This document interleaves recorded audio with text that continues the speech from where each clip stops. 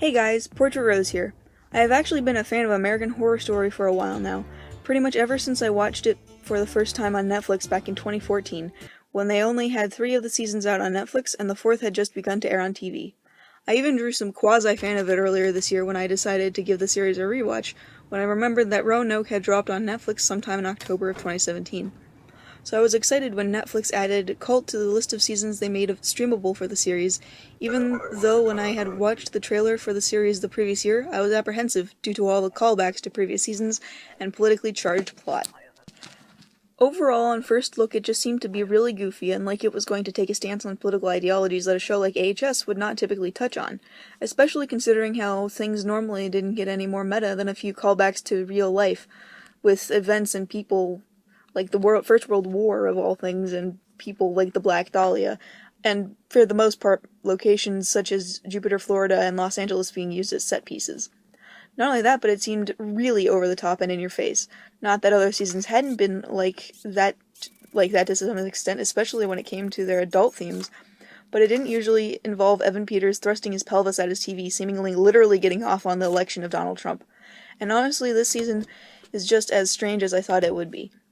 There's a very jarring tonal shift from the last season, although the tonal shift in that one seemed to be setting people up for this one anyway, to this one, where it takes itself much less seriously than previous seasons and acts much more like a very dark comedy rather than a traditional horror show. Although there are several horror elements that are used, it appears to be more done to fit the theme of overreaction more than to just be a horror in its purest form like the previous seasons, and that appears to be the main theme of this season, the theme of overreaction, especially when it comes to emotional trauma.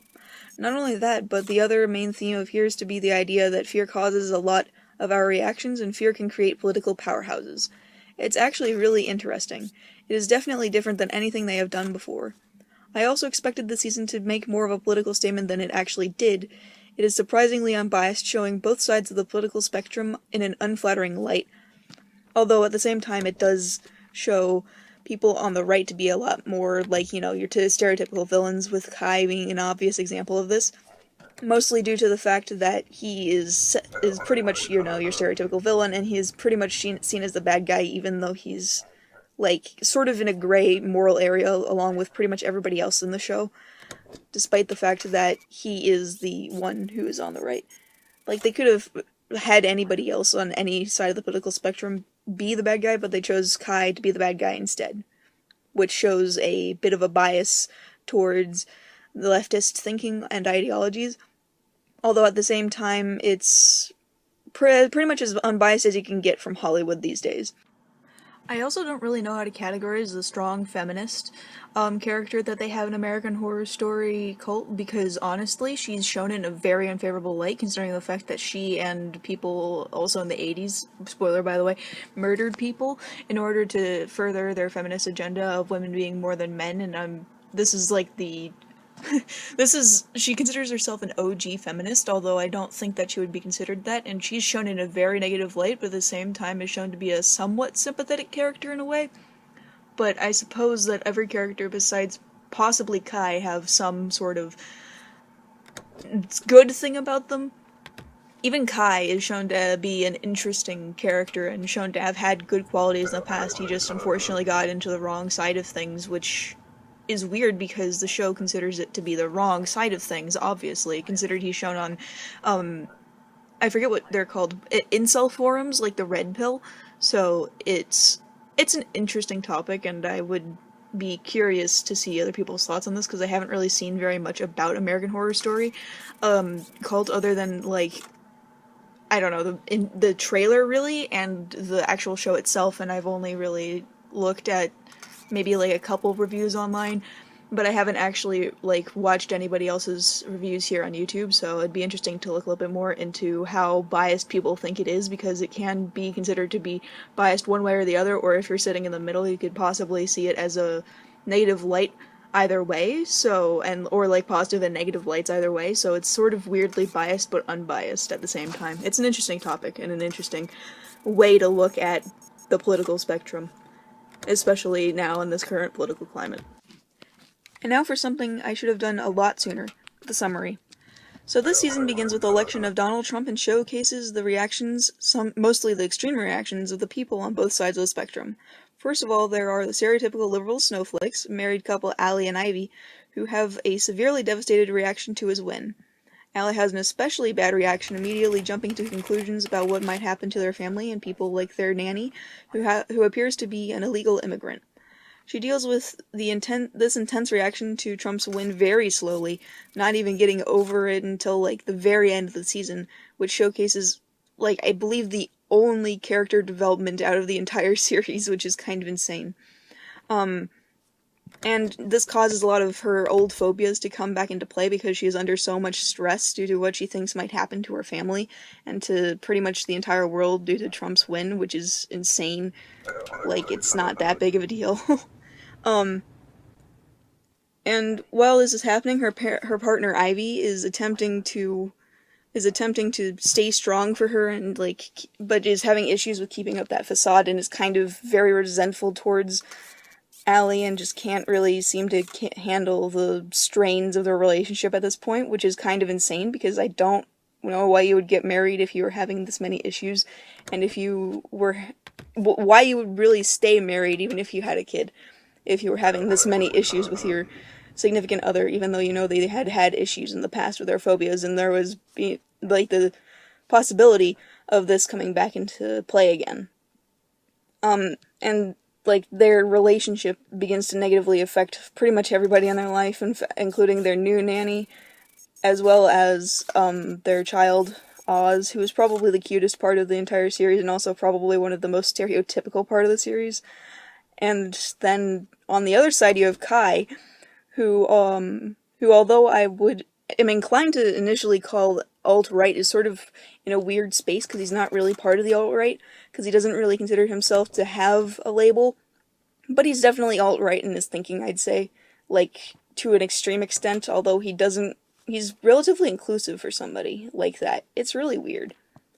Honestly, with Kai, it's kind of weird, because although I'm not a political major, I'm pretty sure that he could be classified as an anarchist to some extent, because although he does believe in, like, a government, he doesn't really believe in labels, and is sort of, like, off doing his own thing, and it's kind of weird. But he's definitely pro-Trump, which is obvious because of the fact that from the first freaking trailer, I believe, he was thrusting his pelvis out of happiness that Trump had gotten freaking, he had won the election, which is kind of insane, so he's definitely pro-Trump, but that's the only thing I can really see him standing for, other than, oh my god, everything is bad, labels are bad, people should be people. It's kind of, he's almost libertarian in a way as well. It's just strange. And then he feels so empowered by Trump's election that he decides to try and climb the political ladder, but there are no political positions open at the moment, so he decides to make his own opportunity, and, spoiler alert, murders a city councilman dressed in a clown mask for pretty much whatever reason. And it's really interesting because he ends up just trying to campaign on fear, and it actually works, and he gets put into office as a city councilman, and he uses his fear and also his promises to gain support from people not only on the city council, but also from people to put him into the place of power that he gets to initially anyway. And it's really insane, because he obviously models his campaign on that of Donald Trump, although at the same time, he keeps it a little bit more vanilla. He doesn't keep it more vanilla. Donald Trump keeps it more vanilla because he ends up murdering somebody in order to get into office, which is just something that is almost unheard of nowadays. But yeah, he also has a cult that he decides to start up because he needs to get into office, and this includes a news anchor who just wants to see the world burn, and his own sister, as well as Ivy, Allie's wife, for whatever reason. Probably something to do with the fact that she's jealous of Allie giving birth to her child, even though she has no way to have kids, and she's just salty. It's weird. It's just really, really strange. And then he also has a group of men that does whatever he wants later on in the series, and there are some of the most hilarious characters in this entire season, mostly based off of the fact that they have some of the best dumb lines, because they're like a whole bunch of frat bros. For example, there's this one guy who says, "Wait, are we a cult? I thought we were a political movement."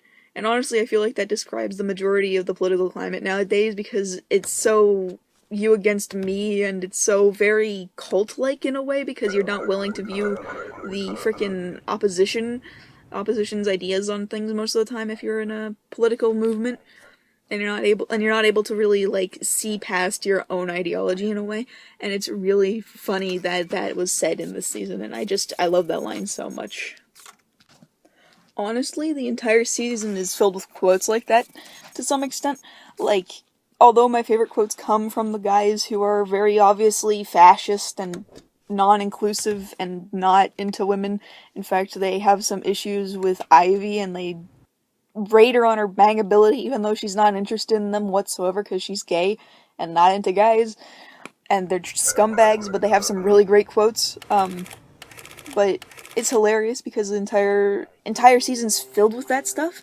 And so basically, I feel like they realized that they had a season that was gonna sound really stupid and was going to be really stupid, and instead of trying to lean away from that and trying to fix it, they instead went full hog or whole hog with it, and decided to instead lean into it, and it kind of came out with some of the most stupid and stilted and dumb dialogue ever, but at the same time ended up with some of the best lines that I've ever seen in a show, and some of the most quotable stuff, like like the whole quote with the freaking cult.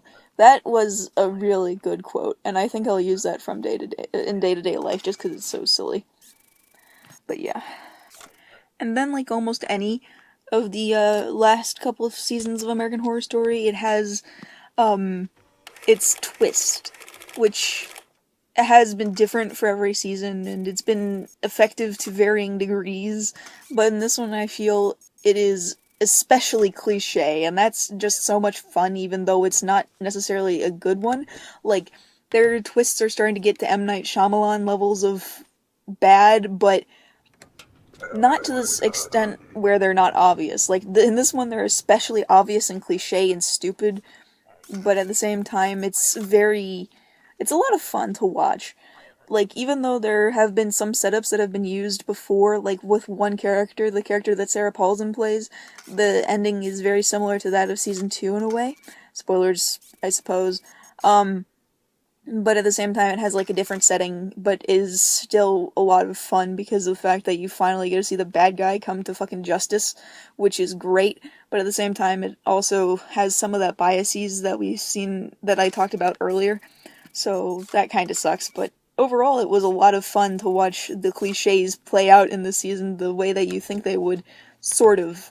There are some twists that aren't very obvious, which are also a lot of fun. Overall, I really enjoyed this season, even though it was so hokey and strange and odd and tonally different than the rest of the series as a whole.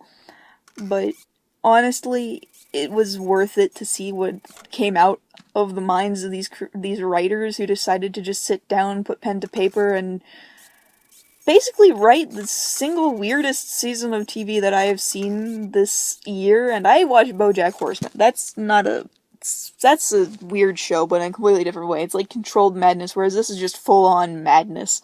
And it's honestly a lot of fun. And although the dialogue and acting might be very hokey in most places, they do cram in way too many callbacks to previous seasons, like friggin' the entire thing with what's it called? Twisty the Clown. Like, they didn't need to do that, but it was fun to see him again anyway, even though I don't enjoy obvious references and obvious callbacks. Like, the whole thing with Lana Winters towards the end was really good, but other than that, it was just very... I didn't like the way they handled Twisty the Clown for the most part, but I really did watch enjoying Kai be a crazy lunatic and watching everyone else fall to pieces. It was just a lot of fun. 10 out of 10, would be confused as heck thinking they were going the serious route and taking things seriously for the first 5 episodes again. Oh, also I decided to play Papers, Please for the background of this video because I thought that it would fit really well with my topic, and also I don't really have anything to, like, draw that would be related to the topic, so I thought that this would probably be the best option. So yeah, I'll continue working on requests, and I hope you enjoyed.